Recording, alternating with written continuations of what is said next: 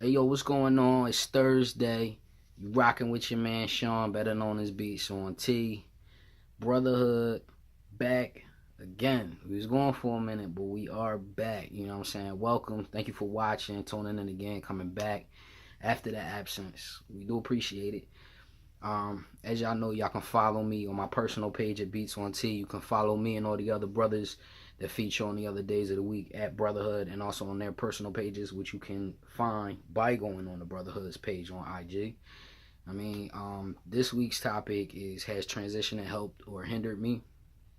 Um, for real, it was only one point in time where I felt like it may have put an obstacle before me that was only placed there specifically from me being trans, but it actually turned out to be one of the best things that could have happened. I came out to my former employer, and I felt like it was the best thing to do because we were working around adults with developmental delays and mental disabilities and mental illnesses and things like that.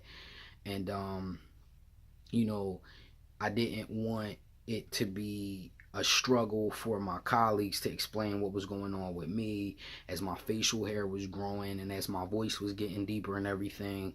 So I felt it best to be honest and upfront with my employer and my colleagues. So at a meeting one day, I just told them, they asked if anybody had anything to say before the meeting like really kicked off, and I said, yeah, me.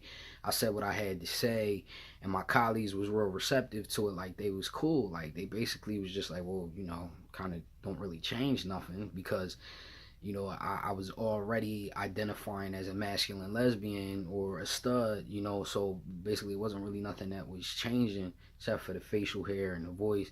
My voice wasn't like high pitched or anything before, real feminine, so it wasn't going to be a huge change, but enough of a change where the consumers at the program would have noticed it.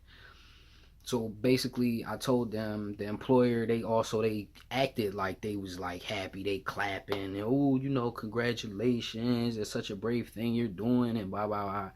But of course they gonna react like that or just nonchalant because they can't show any type of ill feeling towards that. That's a lawsuit waiting to happen, you know what I'm saying? So that's kind of how that went. And then it was like I just noticed in the weeks to come that my hours started getting cut. I would do my run, the 2 hours, and then I would stay at the day program, work straight through, and then do the other 2.5 hours or whatever, you know what I mean?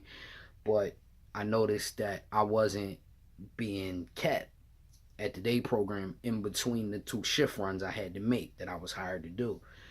Now, it was my fault because I had an understanding with them verbally that I was going to work that until further notice. Now, they never sat me down and told me this was going to end. It just stopped out of nowhere. And it's also my fault because I never got that shit in writing. And I started to notice they was bringing in substitutes to work the day program, so I knew they needed people. So pretty much that's when I started getting hip to the fact that y'all need people. Y'all just don't need me. You know what I'm saying? And then it really started to make sense. Even though it doesn't make sense, but I started to get hip. Basically, ever since I came out to them as trans, like, alright, they trying to pull back. Then I started noticing they was sending people on my runs with me to try to learn to run. And one of the chicks was honest. She's like, yo, you know what I'm saying, are you going anywhere? I told her no. And she basically was expressing that it felt kind of funny how they was trying to push people off on me to learn to run. And she was like, yo, it just seemed like there's some real shady shit going on. And I just wanted to let you know because I'm not trying to step on nobody's toes. So right then and there, I knew. I came home, I told my wife what was going on, and she, was real supportive. Like, babe, you gotta do what you gotta do for you. Thankfully, my wife has a good job, you know what I'm saying? So she was able to hold it down so I could leave there and not stay in that toxic situation. Not to mention, the drive, because we had just moved. We had just moved into a townhouse about 45 minutes away from my job. So it it just wasn't like for me to drive 45 minutes to work 2.5 hours and then go back home and then go back there 6 hours later to work another 2.5 hours. So I'm driving 45 minutes 4 times a day to work maybe 4.5 hours. Like, it wasn't worth it. You know, And that was the whole reason why I stayed there, was under the verbal agreement with them that the hours I was working was going to stay 40 hours a week at least. And I told them this before I moved. Mind you, I don't want y'all to think I just up and was like, oh, well, fuck y'all. Because I told them before I moved, before I even came out, that, you know, as long as these hours stay, I'm cool. If they stop, I can't keep, you know, working here. And they told me they was, you know, it's cool, we understand or whatever, because we had just had Giovanni, so I couldn't maintain a job that's gonna have me losing money. But anyway, so I spoke to my wife. She was good with it, like, do what you gotta do, like, I got us, you know what I'm saying? And it was cool because I decided, you know, I'll just stay home with the baby anyway. So you know, I ended up going into work, and one day I came in, stayed after a little bit after I did my last run. I typed up my resignation letter and I handed it to him, you know what I'm saying? And she looked at me and she like, really, is this what I think it is? And I told her, like, yeah, that's exactly what you think it is. You know, like, y'all knew this was coming. Like, y'all stripped my hours. Like, fuck did y'all expect to happen? I just had a baby. I just moved. My bills just grew, you know what I'm saying? And y'all cutting my hours. What the fuck do you expect from me? It is hurting me working here. It's not benefiting me anymore. You know what I'm saying? Not only mentally and emotionally is it doing something because y'all cut my hours from me being trans. Like, you're financially impacting me for the worst. You know what I'm saying? It's not financially worth it for me no more. So, you know, that was that. I walked out on them and I did not give them 2 weeks notice. I didn't feel the need to do it. It was just like, fuck y'all, because y'all giving me a big fuck me, so fuck y'all right back.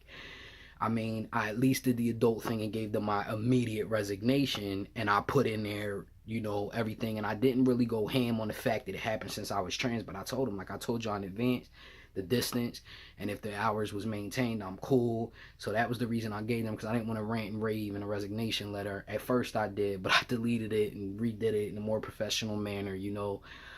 And I didn't want to really fight that, because I would have to bring in my colleagues who was there at the meeting, who noticed the changes too, and they had families and children of their own.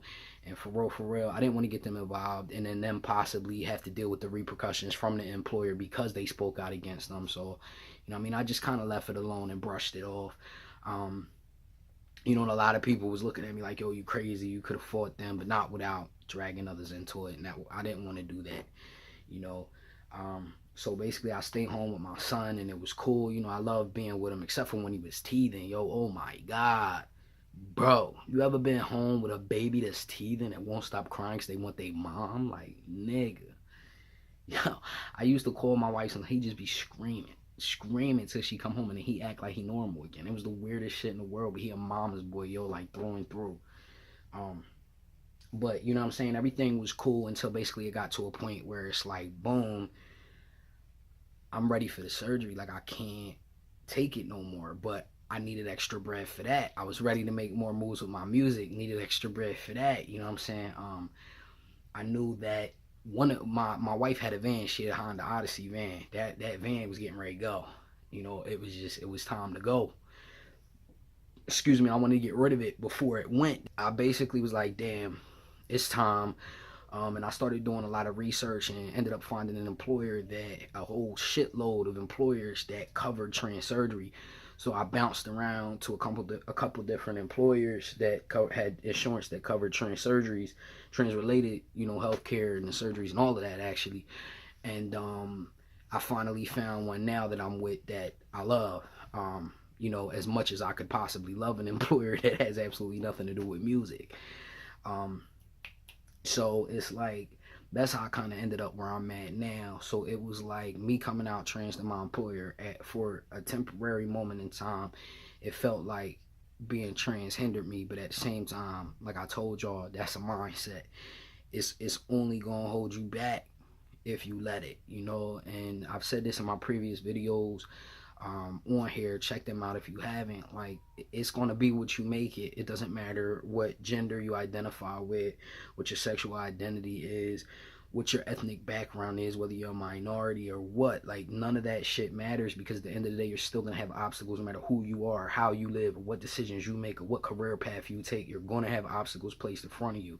It's up to you whether you allow them to be obstacles or if you make them into opportunities. But if a roadblock get placed in front of you, it could be that your destiny is not to continue down that path. That roadblock has to be placed for you to choose another route to get to that route you're meant to go down.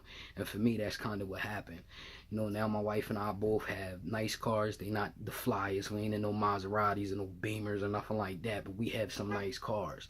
You know, we have a nice crib that we live in. Our son does not want for nothing. He's rotten. He has a bank account. Me and my wife have several bank accounts. You know, our credit is improving. You know, pretty soon we'll be where we want to be. You know, so it's just like that one thing that could have been a huge just blow to a lot of other people, and to me, if I allowed it to be, ended up becoming something that changed my life, our lives for the better. You know, so I basically say that to say this: when it comes to whether or not transition is going to help or hinder you personally, you got to ask yourself, are you going to allow it to?